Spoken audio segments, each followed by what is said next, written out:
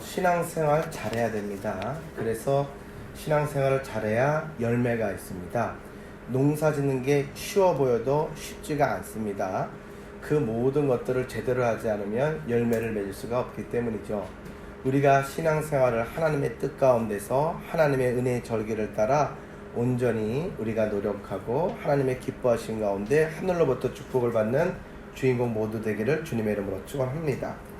신앙생활하는 모습들을 바라보면 참 여러가지 타입으로 구별되고 눈에 띄는 것을 보게 됩니다. 그 중에서도 신앙생활을 하는 몇 가지 대표적인 사례들로 구별해 본다면 기적 중심의 신앙생활을 하는 사람들이 있습니다. 그러니까 눈에 보이는 것만, 자극적인 것만을 추구하고 따라다니는 그런 신앙생활이라고 볼 수가 있습니다. 오늘 본문의 말씀은 요한복음 6장의 오병이어, 우리가 아는 그 기적의 사건 이후에 나오는 말씀으로 볼 수가 있습니다.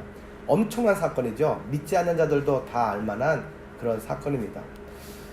보리떡 5개와 물고기 2마리로 5,000명이 그 식솔들까지 합쳐서 거의 엄청난 인구가 먹고도 12광주리가 남았다라는 그런 이야기가 됩니다. 참 은혜롭게 시작한 기적의 이야기인데 오늘 본문의 말씀을 바라보면 끝이 아주 오묘하게 끝나는 그런 뉘앙스를 느끼게 됩니다. 주님께서 그 기적을 행하시고 난 이후에 드디어 이제는 하늘나라의 비밀한 복음에 대해서, 십자가의 복음에 대해서 이제 말씀을 하시기 시작하니까 군중들이 너무 듣기가 어려웠어요. 쉽고 자극적인 것들을 보고 누리고 배부른 것은 좋은데 하나님의 나라의 말씀, 그것에 대해서 듣는 것은 너무 어렵고 힘들고 받아들이기가 힘들었다. 그래서 어떠한 반응이 보이느냐? 66절에 바라보니까 그 많은 모였던 군중들이 다 흩어지고 다시는 따라오지 않았다. 함께 다니지 않았다. 성경은 이렇게 이야기를 합니다. 소수의 예수님이 선택하셨던 몇 명을 제외하고서는 그 많았던 무리들이 한 사람도 찾아보기가 힘들게 되었다라는 것이죠. 처음에는 구름대와 같은 많은 이들이 죽고 못 산다고 그렇게 많은 것들을 보기를 원하고 믿습니다 하면서 몰려들었습니다. 놀라운 기적 가운데 열광이 가득했습니다. 그런데 하나님의 나라의 말씀에 본격적인 본론에 들어가자 모두가 다 떠나버렸다는 것이죠. 이유는 무엇입니까? 그들이 원했던, 그들이 지금 관심 갖는 내용과는 아주 이질감이 있었기 때문에 그들이 떠나갔다라는 것입니다. 그들은 이 표적에만, 이 기적에만 집중하였고 보기만을 원했지 그 이상의 주님께서 진짜 우리들에게 보여주시고 들려주시고 왜 오셨는지 목적에 대해서는 관심도 없었다라는 것입니다. 오늘 신앙생활하는 교회 안의 모습을 들여다보더라도 마찬가지입니다. 기적 중심의 신앙생활을 좋아하는 사람들은 교회 안에서 예배를 드리며 주일을 성수하면서도 꼭 보고 듣고 기억해야 할 것은 집중하지 못하고 주변의 것들에 관심이 많아서 전전긍긍하다가 돌아오곤 하며 이 교회에서 바라보지 못하면 저 교회에서 가서 바라보고 전전긍긍하며 떠돌이의 신앙생활을 한다라는 것이죠. 떠돈다라는 것은 무엇입니까? 불안함을 이야기하는 것입니다. 떠돈다라는 것은 무엇을 말합니까? 뿌리를 내리지 못했다라는 것입니다. 뿌리를 내리지 못하면 자라날 수가 없고 자라날 수가 없으면 열매를 맺을 수가 없다라는 것이죠. 많은 무리들이 예수님 주변으로 몰려든 이유는 기적 때문이었다라고 이야기합니다. 그러나 예수님께서는 우리의 삶 속에 기적같이 다가오셨지만 그는 그 자신이 말씀이 되어 십자가의 그러한 구원의 길을 우리에게 열어주신 줄로 믿습니다. 본격적인 이야기에 우리는 관심을 가져야 된다는 것이죠. 지금도 바라보면 신유 집회다, 축사, 이런저런 그러한 집회를 하면 사람들이 엄청나게 많이 몰려듭니다. 지방에서도 올라오고 제주도에서도 올라오는 사람들을 많이 봤습니다. 암 환자들을 거치고 축농증 환자들을 거치고 전lum바대가 일어나고 이런 일들이 있다라고 하면 아마 저 미국에서부터도 아마 비행기를 타고 오는 사람들이 많을 것입니다. 가지각색의 많은 질환을 갖고 있는 사람들이 다 몰려들게 될 것입니다. 그래서 제가 어렸을 때는 목회를 하면서 조용기 목사님이 그때 한참 핫했습니다. 그래서 제가 그걸 바라보면서 하나님 기도를 했어요. 저에게도 조용기 목사님과 같은 목회기를 열어주시옵소서. 목회하면서 가장 빨리 사람들을 모으고 성공할 수 있는 길이 무엇일까 생각해보니까 신유의 은사예요. 주시옵소서. 누군가가 절 바라보면서 외관의 모습이 조용기 목사님하고 비슷하게 생겼다 이렇게 이야기를 했어요. 저는 그래서 맨 처음에는 되게 좋아했더랬죠. 근데 하나님이 제게 주신 축복의 분깃은 그것이 아니었다. 하나님께서는 내 은혜가 내게 족하다 말씀하셨고, 내 양을 먹이라 말씀하셨고, 어린 영혼들을 나에게 맡기시는 그런 사명을 주신 줄로 믿습니다. 사람이 어느 때 가장 행복할까요? 자기에게 주어진 분복대로 만족하면서 그 사명의 자리에 최선을 다할 때 행복하게 되는 줄로 믿으시기 바랍니다. 내 것이 가장 좋은데, 하나님이 나에게 주신 가장 좋은 것인데 내가 다른 이들과 함께 비교하면서 따라가는 것은 그건 스스로 불행을 자초하는 행위다라는 사실이죠. 우리의 삶뿐만 아니라 우리에게 맡겨진 사명 또한 마찬가지고, 목회도 마찬가지입니다. 자기에게 주어진 하나님의 뜻이 있어요. 그 뜻 안에서 기쁨을 발견하는 여러분과 제가 되기를 주님의 이름으로 축원합니다. 기적을 경험하고 내가 치유를 받고 이런 것도 중요합니다. 놀랍고 호기심을 충족시키죠. 그러나 그보다 중요한 것은 다른 사람의 그러한 일시적인 한순간의 이야기가 아니라 내 평생의 하나님의 동행하심과 내 평생의 하나님이 원하시는 그 뜻을 우리의 꿈속으로, 우리의 간절한 기도의 제목으로 찾고 붙잡을 수 있는 신앙의 삶이 있기를 주님의 이름으로 축원합니다. 그 가는 길이 멀고 험할지라도 우리와 동행하시고 주의 지팡이와 막대기로 나를 안위하시고 인도하셔서 그 가나안 땅으로 그 소원을 만족하게 하시는 그 하나님을 만나고 주님의 음성을 듣는 신앙의 생활이 우리에게 열리기를 간절히 축원합니다. 오늘 많은 사람들이 예수님을 믿고 예수님 앞에 나오면 건강하고 출세하고 하는 일마다 형통하게 된다, 그렇게 생각합니다. 이거를 번영의 신학이다 라고 이야기하고 번영의 복음이다 라고도 이야기를 합니다. 그리고 하면 된다, 긍정의 힘, 그래가지고 미국에도 엄청난 일들을 불러 모으지 않았습니까? 저는 개인적으로 그 목사님의 설교는 일리가 있지만 복음적인 메시지는 없다고 생각을 합니다. 강한 긍정의 힘으로 이야기하는 것은 모두가 마찬가지예요. 제가 보니까 남녀 호랭교도 그 긍정의 힘과 다를 바가 하나도 없어요. 그렇죠? 하면 된다. 그래서 그 불공을 들이면서 이렇게 묵주 이렇게 돌리지 않습니까? 이것도 강력하게 집착하고 강력하게 말을 하면 된다, 이런 거예요. 모두가 다 그것입니다. 내가 할 수 있다라는 바로 내 안에서의 가능성을 발견하는 게 모든 다른 세상의 종교란 말이죠. 만일 기독교가 그런 것에 멈춰 있다라고 한다면 기독교와 다른 종교의 차이점은 무엇입니까? 우리는 달라야 삽니다. 달라야 매력을 느끼고 달라야 우리의 정체성을 분명하게 할 수 있다는 것이죠. 하나님이 제일 싫어하시는 것은 어정쩡하게 비슷하게 따라오는 거 제일 싫어하십니다. 하면 하고 말면 말고, 차도 없든지 더 없든지 선택하라고 주님은 우리에게 말씀하신다는 것이죠.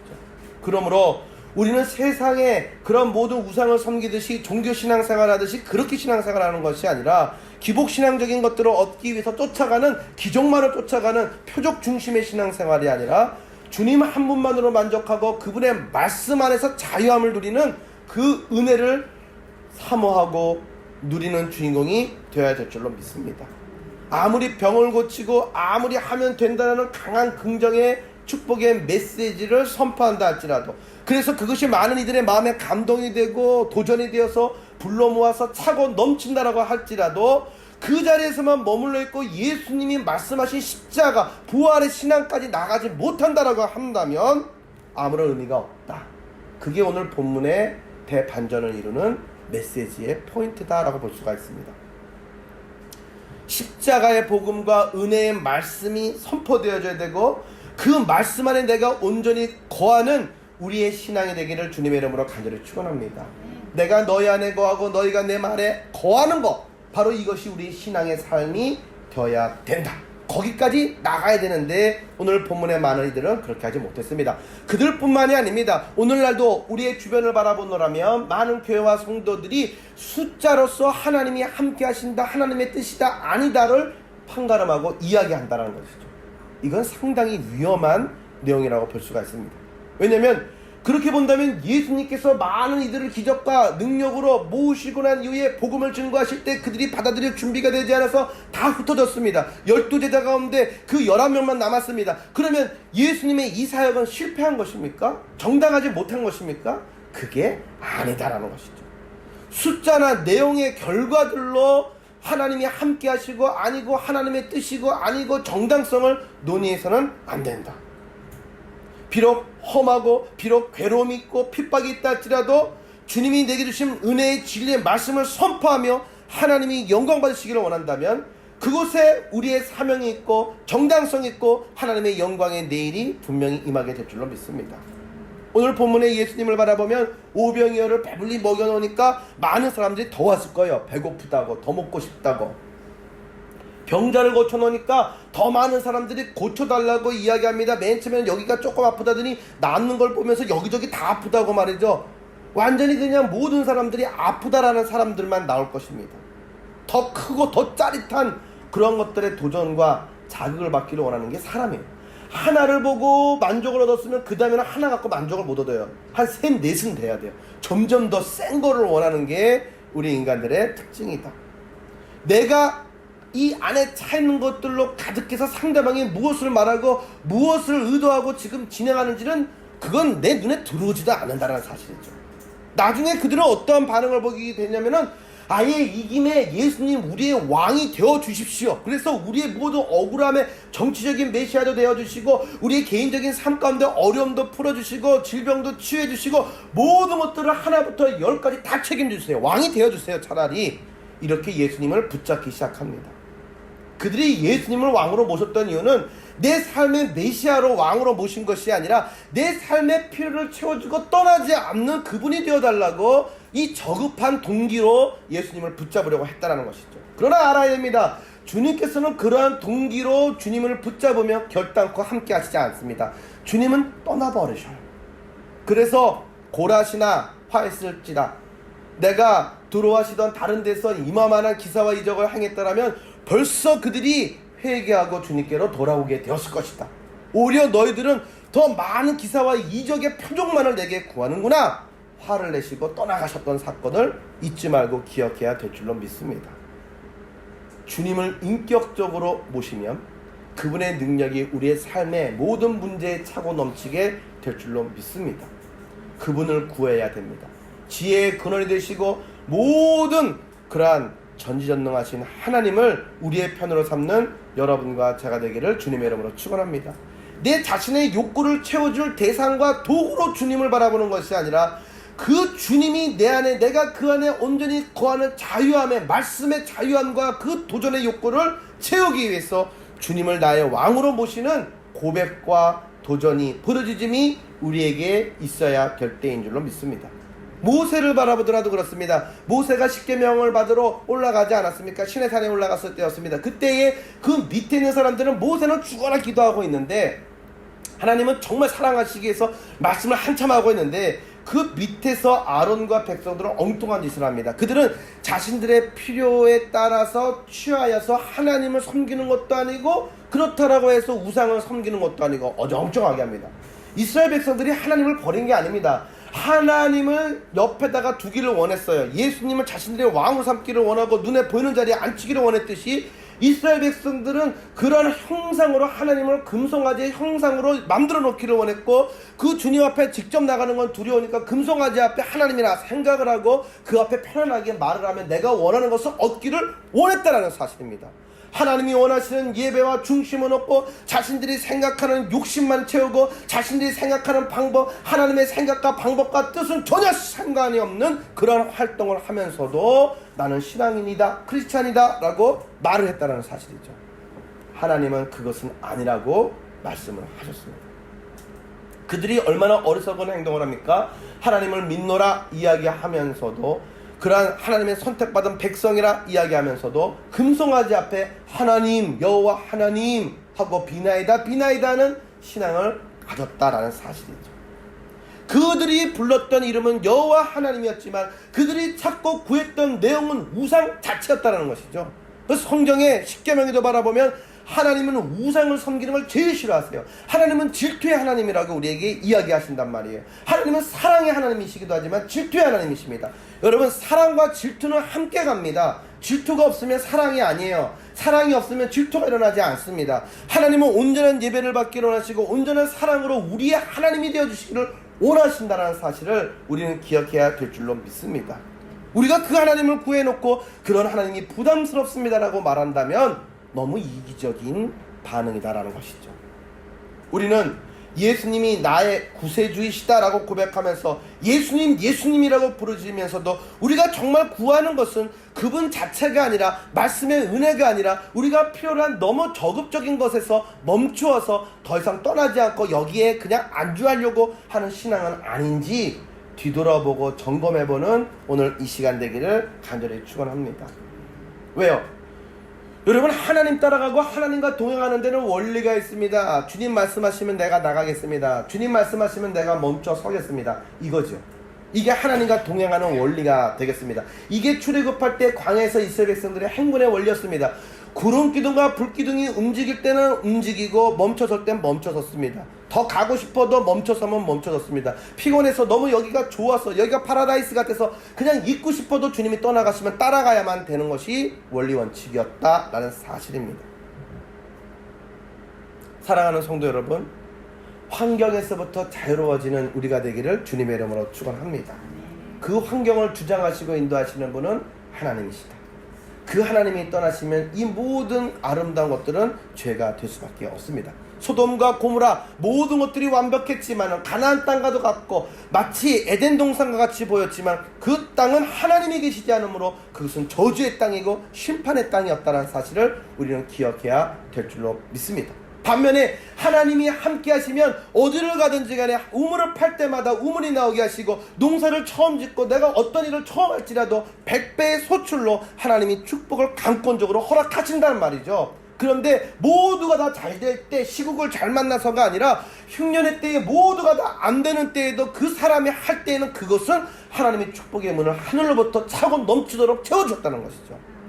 하나님의 축복은, 순종할 때 하나님의 축복은 그냥 우리가 상상할 수 있는 축복이 아니라 너무 무서운 마음이 들 정도로 하늘로부터 쌓을 곳이 없도록 채우시는 하나님의 영광인 줄로 믿으시기 바랍니다. 바라기는 그 은혜와 축복을 사모하는, 또 붙잡고 나가는 여러분과 제가 되기를 원합니다. 땅의 것들 한두 개, 이 표적과 기사 한순간에 지나고 나면 잊어져 버린 그러한 내용들에 우리가 집착하는 신앙이 아니라 하늘을 사모하고 그 안에서 나에게 베푸시는 은혜와 사랑의 주님을 온전히 나의 하나님으로, 나의 능력의 주로 삼는 반전의 후반기가 되어야 될 줄로 믿습니다. 두 번째로 어떤 타입이 있습니까? 윤리 중심의 스타일의 신앙생활이 있습니다. 다른 말로 말하면 예수님 잘 모르겠어요. 구원 잘 그거 모르겠어요. 그런데 교회를 다니면은 조금 그래도 바른 이야기하고 도덕적인 것 같고 또 우리 아이들도 잘 자라나고 가이드라인이 되는 것 같아서 이 세상의 이 험난한 이 말과 이 가치관으로부터 아이들을 교육하는데 인격적으로 그렇게 수양시키는데 나쁘지 않은 것 같아서 동의하면서 그렇게 격있게 다니는 신앙생활의 패턴의 이들입니다. 어떤 윤리의 기준으로 예수님을 섬기는 거, 거기에 머물러 있어서도 안 된다는 거죠. 어린이 주일이 됩니다. 어린이 여러분을 자녀들을 양육하십시오 하면서 설교를 합니다. 참 좋은 말씀을 설교 시간에 하시는구나. 자녀 양육에 대해서 교회는 그렇게 관심이 많구나. 그리고 흡족하다 이 말하면 됐다. 어버이 주일이 됩니다. 이렇게 말합니다. 주 안에서 부모님을 공경하셔야만 됩니다 라고 설교를 하면은 역시 기독교는 효를 강조하는구나. 예수님을 믿으면, 제대로 믿으면 자녀들이 다 효자 효녀가 될 수 있겠구나 만족해 합니다. 때로는 강단에서 거짓말하지 마십시오, 살인하지 마십시오 이러한 이야기들로 설교를 하면은 요즘같이 험한 시대에 종교교육 제대로 가르치는구나. 그래야 우리 자녀들이 심성이 순화되지. 그래서 교회 보낼 만한 이유가 있구나 생각을 합니다. 좋습니다. 그러나 그것이 동기가 되어 출발점이 돼야지 마지막이 되어서는 안 된다는 거죠. 교회 안에서는 그보다 더 크고 놀라운 그런 열매와 진리가 있다는 사실을 발견하고 그것까지 끝까지 붙잡고 쟁취하는 여러분과 저의 신앙이 되기를 주님의 이름으로 축원합니다. 만약 그 안에서 멈춰서고 그 안에서만 나는 만족하다라고 편안하다라고 생각을 한다면 기독교만 다닐 이유가 없어요. 불교와 도교와 이런 다른 회교도 국가에서도 다 비슷비슷한 이야기를 해요. 그런 윤리적인 가치관과 기준들의 이야기는 그들의 경전에도 다 들어있다라는 사실이죠. 왜? 모든 종교는 사람들이 그 필요에 따라 만들어낸 종교이기 때문에 그네들이 필요로 하고 듣고 싶은 종교심을 불러일으키는 이야기들로 수놓아져 있기 때문에 어느 종교나 비슷비슷한 서론이 있는 거예요. 그러나 기독교는 결론이 완전히 다르단 말이죠. 그래서 대반전이 있는 게 기독교다라는 사실이죠. 여러분, 그 맛을 알지 못하고 그 진술을 맛보지 못하고 기독교 다 안다, 나는 크리스찬이다 라고 이야기할 수 있겠습니까?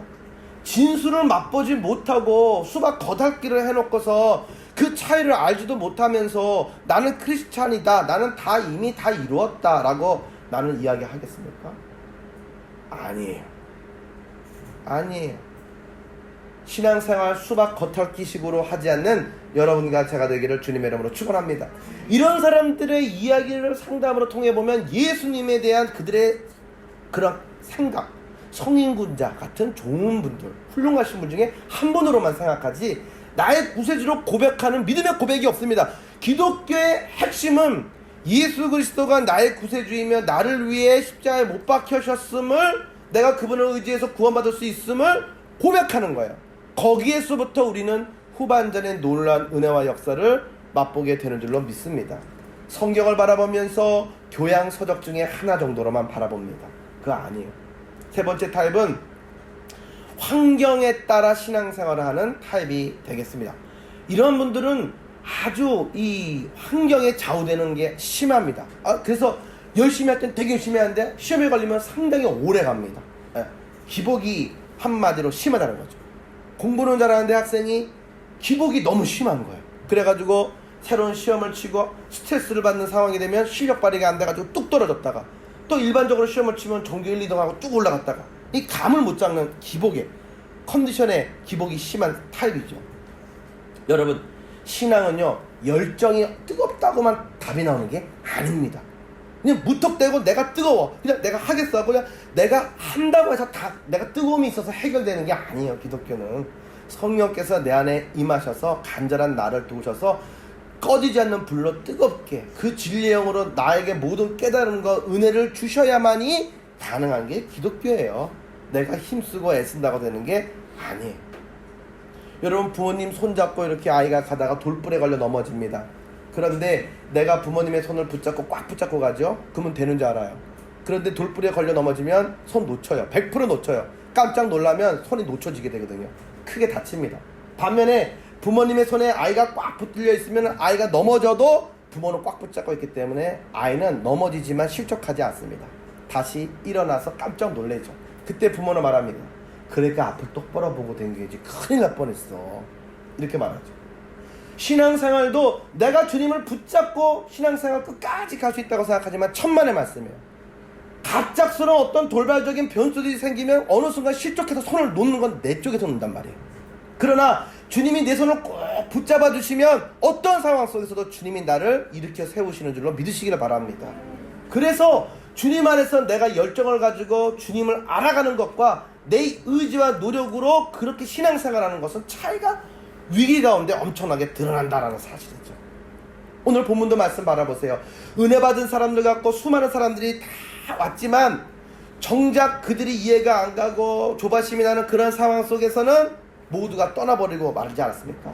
환경 가운데 요동이 되니까 그들이 다 떠나버리고 말았다라는 것입니다. 그러나 여러분, 생각해 봐야 됩니다.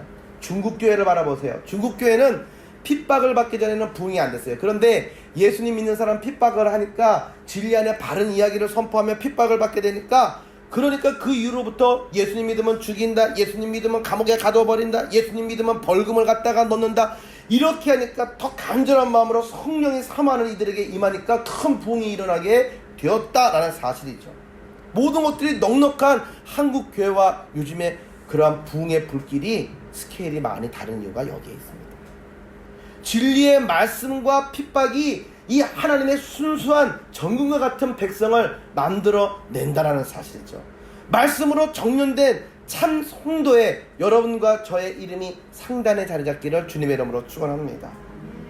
여러분, 진리의 말씀이 선포되면 잠시 동안은 숫자가 줄어드는 것처럼 보여요. 말들이 좀 많은 것처럼 들려집니다. 그러나 그로 인해서 곧 큰 부흥과 하나님의 역사가 나타나게 되는 줄로 믿습니다. 입에 쓴 것이 몸에는 단 거예요. 그렇다고 해서 죽어가는 것을 알면서 입에 쓴 것을 안 먹이고 단 것만 먹인다? 이거는 부모도 아니죠. 이거는 의사도 아니에요. 목회자도 아닙니다. 하나님의 자녀도 아닙니다. 죽어가는 것을 바라보면서 바른 이야기를 할 수 없고 하나님이 주신 감동을 증거하지 않는다라고 한다면 오냐 언젠간 돌아오겠지 하는 위로하는 이야기로, 듣기 좋은 이야기로만 그렇게 한다면 그것은 하나님이 기뻐하시는 내용이 될 수가 없다라는 것이죠. 초대교회는 그렇게 말씀을 담대하게 증거했습니다. 그때 어떤 일들이 나타나느냐? 사도행전 2장 47절의 말씀에 하나님을 찬양하며 그분을 증거하니 주님께서 구원받는 사람들을 날마다 더하게 하시고 이에 여러 교회가 더욱 믿음 안에 굳건해지고 그 수가 날마다 더하게 되니라. 성경은 이렇게 말씀을 하거든요. 사랑하는 성도 여러분, 오늘 우리는 온실 속의 화초가 아니라 강한 세상의 비바람 속에서 일어나고 자라나며 열매 맺는 하나님의 일꾼들이 되어야 될 줄로 믿습니다. 하나님이 하셔야 그 끝이 아름답다. 눈에 보이는 환경과 군중들과 인기와 이러한 것들에 우리는 너무 연연해서는 안 되는 줄로 믿습니다. 왜? 예수님이 오늘 본문에 그렇게 하셨기 때문이죠.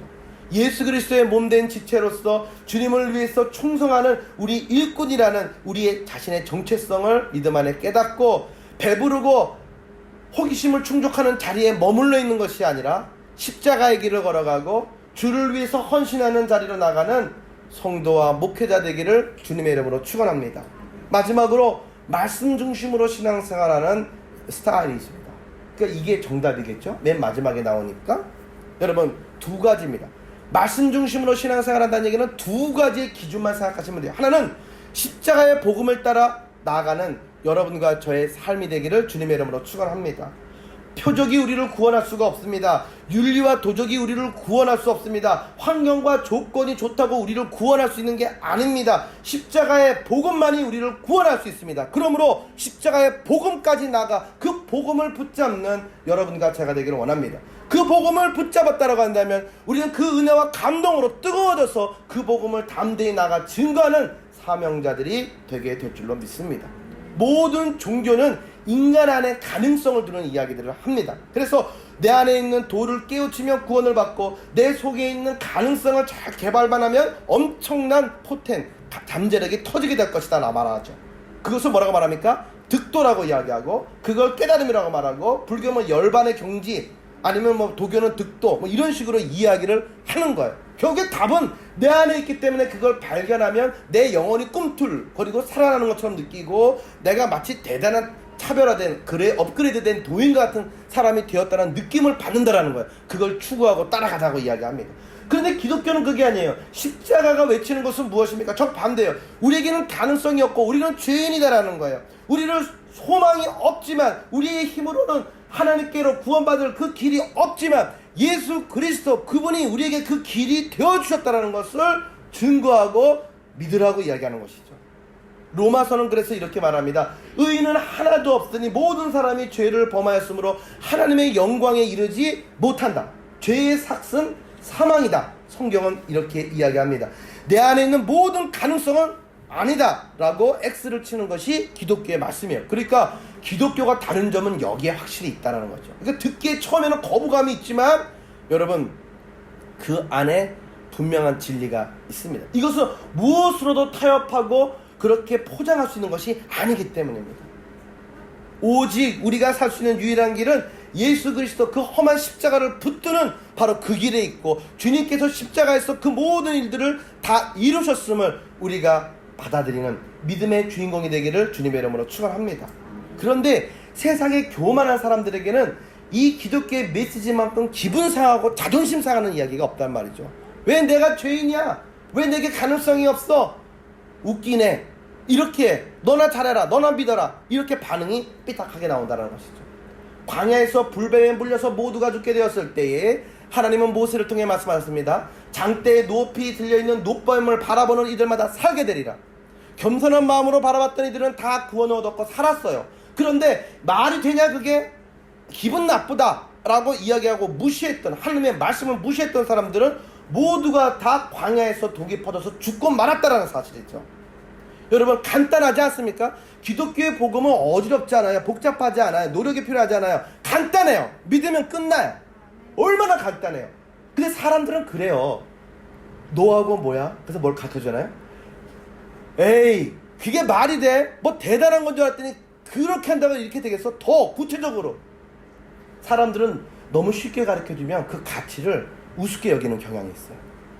어렵게 말해주고 틀린 말이라도 그럴듯하게 말을 해주면 되게 행복해하면서 아 그렇지 역시 그러고 가는 거야.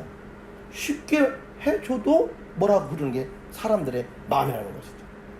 구원의 길을 간단하게 열어놓으셨어요. 십자가의 복음을 믿고 주를 바라보는 자마다 구원을 얻을 것이다. 간단하지 않습니까? 인정할 건 인정하라는 것이죠. 내가 죄인이라는 것과 내가 믿을 것은 믿으라는 것이죠. 주님을 바라보고 그분의 능력을 눈으로 목격하라는 것이죠. 신앙은 내가 믿겠다라고 의지적으로 한다고 생겨나는 게 결단코 아닙니다. 어떻게 하나님을 나의 아버지라고 말할 수가 있습니까? 어떻게 나는 죄인이라고 말할 수 있습니까? 그건 절대로 못합니다. 그런데 어떻게 할 수가 있게 됐습니까? 맨 처음에는 여러 가지의 다른 환경과 도덕적인 이유로 여러 가지로 왔어요. 그런데 그 주님을 갖다가 한번 믿어보자는 심정으로 나도 간절히 나가니까 주님이 먼저 다가오셔서 손 내미시고 나를 만나주시고 체험을 허락해 주신 거예요. 그 체험을 통해서 내가 주님을 경험하고 난 다음에 이제는 믿습니다 하고 나가는 거예요. 믿음이 깊어진다는 거죠. 그 한 걸음을 나가는 자리까지 우리가 나가야 될 줄로 믿습니다. 돌아온 탕자를 바라보세요. 그 탕자가 망설였습니다. 아버지에게로 돌아갈까? 에이, 면목 없는데. 그렇지만 그래도 우리 아버지의 집에 가서는 배는 골치 않아. 우리 아버지 그립다 하고 한 바퀴 이렇게 발걸음을 해서 그 먼 발치에서 서서 갈등하고 있을 때 그 아버지는 아들을 기다리다가 멀리서 그림자만 봐도 아들인 거죠. 아버지가 쫓아가서 그 아들을 데리고 오지 않습니까? 아버지께로 한 걸음 돌려서 그분을 바라보는 바로 이 노력은 적어도 우리에게 필요하다는 거죠. 그 노력이 뭐냐? 회개라는 것입니다. 회개하지 않으면 결단코 주님을 만날 수 없고 은혜를 받을 수가 없다는 것이죠. 돌아오는 주님께로 발을 돌리는 여러분과 제가 되기를 주님의 이름으로 축원합니다. 그 십자가를 지고 하나님을 만나고 십자가의 큰 구원을 경험한 사람들은 죽도록 충성합니다. 그런데 그런 이야기가 거부감이 있고 기분이 좀 나쁘다 그러면은 사람들이 떠나가는데 두 가지 말을 합니다. 하나는 듣기 싫다. 내가 이런 얘기 들으려고 왔냐? 이렇게 말합니다. 또 하나는 이렇게 말합니다. 내 믿음이 약해져서 나는 잠시 좀 쉬어야 되겠습니다. 이렇게 이야기를 한다는 거죠. 이 두 가지 중에 하나예요. 패턴은 다 똑같습니다. 그리고 어떤 사람들은 이렇게 말을 합니다. 무슨 예배가 이렇게 많냐? 뭐 이렇게 시끄럽게 통성으로 기도하는 교회가 다 있어. 격떨어지게. 이렇게 이야기를 하죠. 야, 무슨 예배 시간에 4번이나 기도를 하냐? 빨리빨리 끝나지. 1시간 안에 쌈박하게 끝내지. 뭘 기도를 중간중간에 이렇게 똑같은 걸 많이 집어넣어. 여러분 이게 무슨 뜻입니까? 사람은 원인을 자기에서 찾지 않고 항상 트집을 잡는다는 거예요. 항상 트집을 잡아. 탓을 돌리는 심성이 있다는 것이죠. 이런저런 말을 하면서 타협하려고 하는 모습이 있다. 그런데 이런 모습은 성도들에게만 있는 게 아니라 목회자에게도 있습니다. 목회자들도 이런 성향을 알지요. 예수님께서 오리지널의 복음을 증거하셨을 때 그로 인해서 사람들이 떠나가는 걸 보셨잖아요. 마찬가지로 목회자들도 그런 것들을 봐요.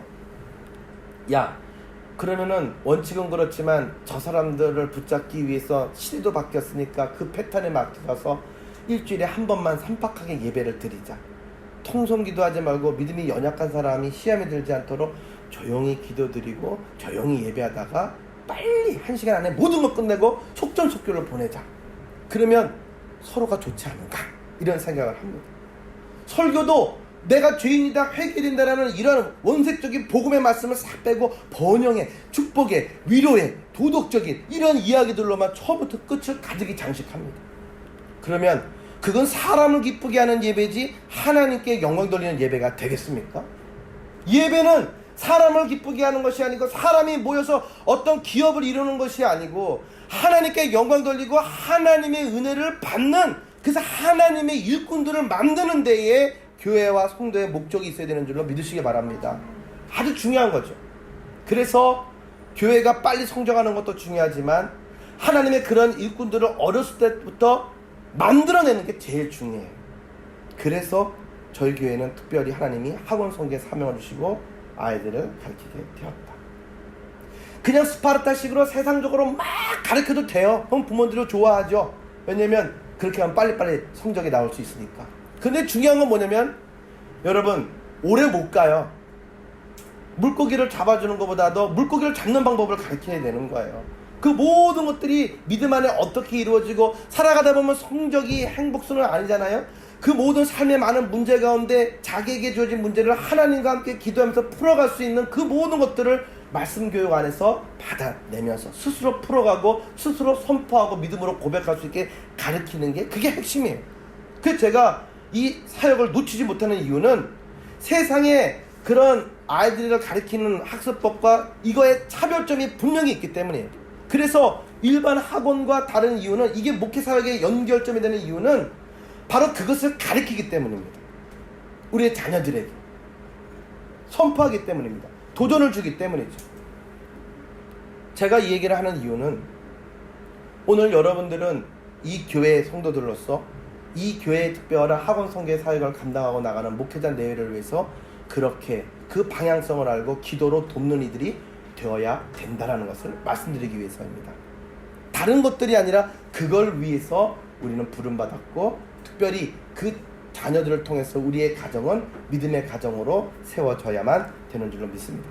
마지막으로 말씀 중심의 생활이라는 것은 첫 번째 십자가의 복음을 따라가는 삶이고, 두 번째 성령의 인도하심을 따라가는 삶을 걸어가야 되는 줄로 믿으시기 바랍니다.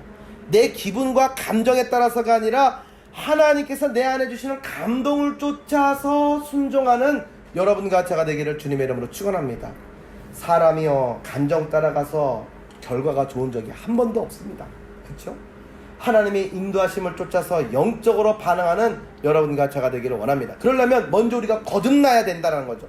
베드로전서 1장 23절의 말씀에 바라보니까 너희가 거듭난 것이 썩어질 씨로 된 것이 아니고 썩지 아니할 씨로 된 것이니 하나님의 살아있고 항상 있는 말씀으로 너희들이 거듭나게 되었다. 말씀이 육신이 되어 우리 가운데 거하고 말씀이 양날의 성 검과 같이 우리의 심령 골수를 찔러 쪼개면 우리를 완전히 변화시키는 거예요. 행복관, 가치관, 교육관, 신앙관, 전부 다 성공관 다 바꾸는 거죠. 바로 그러한 은혜, 그러한 감동, 그러한 변화가 오늘 여러분과 제게 있기를 주님의 이름으로 간절히 축원합니다. 내 생각으로 전하는 것이 아니라 성령의 나타남과 능력으로 말씀에 의지해서 주의 말씀을 증거할 때에 사람을 낚는 어부들로 여러분과 제가 쓰임받기를 간절히 원합니다. 여러분, 우리는 왜 신앙생활을 하고 있습니까? 여러분들이 신앙생활하면서 한 번도 마음에 갈등이 없었다라고 한다면 신앙생활 잘못하신 겁니다. 예수님은 우리에게 이렇게 말씀하셨습니다. 나를 따라오려거든 자기를 부인하고 너희들에게 맡겨진 십자가를 지고 따라오라고. 이거를 간과할 수가 없어요. 그러니까 편안하게 어떻게 나에게 갈등도 없이 신앙생활했다. 그게 좋은 신앙생활처럼 느끼는데 그거 좋은 신앙생활 아닙니다. 우리가 신앙생활하면서 우리의 의지와 말씀이 인도하는 가운데 충돌이 없었고 한 번도 감정과 말씀의 인도하신 가운데 내가 그러한 꺼리낌에 이 거부감에 이러한 것들이 없었다라고 한다면 이건 문제가 있다라는 것이죠. 왜? 본성, 우리 인간의 본성과 말씀에는 항상 육과 영의 부딪힘이 존재하기 때문이라는 사실이죠. 그 모습들 속에서 항상 하나님의 도우심을 받아서 승리하는 여러분과 제가 되어야 될 줄로 믿습니다. 이런 사건들을 통해 우리는 육을 죽이고 말씀 앞에 굴복하며 진정한 생명을 맛보게 되는 줄로 믿습니다. 그러한 말씀이 우리를 인도하시고 모든 심령의 변화를 인도하셔서 말씀대로 살아갈 수 있는 은혜와 감동과 축복과 지혜가 열려지는 여러분과 제가 되기를 주님의 이름으로 간절히 축원합니다. 함께 기도드리겠습니다.